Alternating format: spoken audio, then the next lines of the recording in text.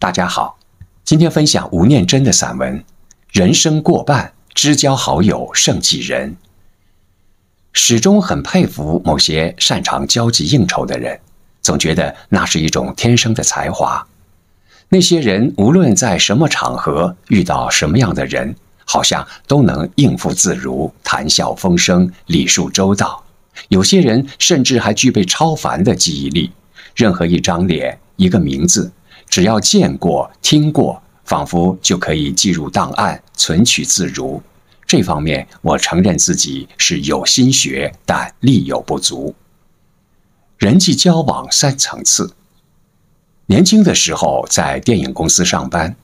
直属上司不但善交际，而且酒量好。那时候最怕的工作任务就是晚上留下来陪客人吃个饭。和朋友可以彻夜瞎说，上台演讲好像问题也不大的我，到了那样的场合，却始终有点不知所措，不知道该用什么样的表情和态度去应对交谈。而一旦心里有了这样的犹豫，言谈举止就必然拘谨尴尬，加上酒量超差，一杯脸红，2杯过后马上睡意朦胧，老怕自己出丑，于是无论敬酒或回敬都小心翼翼，畏畏缩缩。于是在这个经常以喝酒的态度来衡量一个人诚意的地方，难免被归类为不够热情的人。记得有一次，上司还曾经在一大堆宾客前指着我说：“你这家伙根本带不出场。”或许是自己不习惯，也老让别人觉得我无趣，所以那些类似的场合慢慢的就不找我了。没有交际，没有应酬，自己觉得轻松，但看在某些人眼里，却老觉得我是不是太冷漠，太寡情了一点。记得有个朋友，当年还很好意的跟我上了1个晚上的交际课。他说，人际交往上有3个不同层次的关系，都必须要学习，要关照。第一种，那是一种即使勉强也要凑合的场合，目的是广结善缘，或者为了自己或亲戚朋友某些进程目标可以顺利完成。在这个层次上，人与人间的关系较远，说不定过眼即忘或用完即弃，情感成分属于略低的一种交往。第二种，广结善缘也是目的之一，不过在这个层级上，人与人之间基本上已经有了一定的熟悉度或关联性，是为了累积情分，养兵千日可能用在一朝的积极性交往，情感成分属于中级。第三种，往来的关系不是亲戚就是非常熟识的朋友，是婚丧喜庆的帖子或讣文必然会发出去，年节会相互送礼致意的对象。不过真正的情感成分则属于自由心证，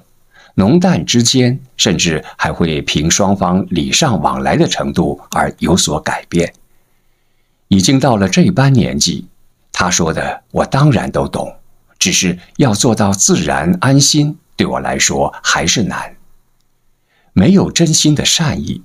举个例子，我最怕遇到的场面是听到别人跟我说，好久不见了，哪天聚聚，哪天有空一起吃个饭吧。而讲完之后，紧接的话却是，哦，那拜拜，保重。我了解，那绝对是善意，但更难受的是，这善意无丝毫真心。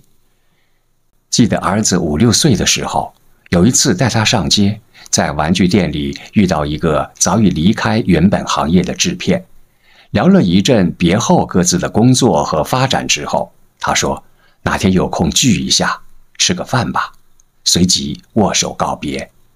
没想到我儿子竟然问我说，他要跟你吃饭哦。我说是啊。没想到儿子却一脸疑惑地说，那你们怎么都没有留电话？小孩清澈的直觉，有时候真是一面镜子。没错，他连我的联络方式都没问，那哪天聚一下吃个饭，这句话不就是大人之间彼此心知肚明的应酬一场？几天前跟当初要我把交际当成人生一种必要的朋友聊天，没想到他忽然冒出一句话说，这几年懒得交朋友，理由是已经到了这样的岁数了，未来交到的朋友再怎样也不可能像现在的那些老朋友这么久。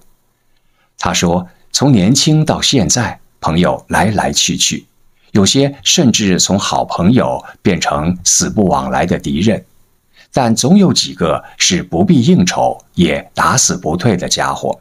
他说，没骗你，有一天晚上我很认真地算了一遍，觉得有这几个其实好像也挺够用了。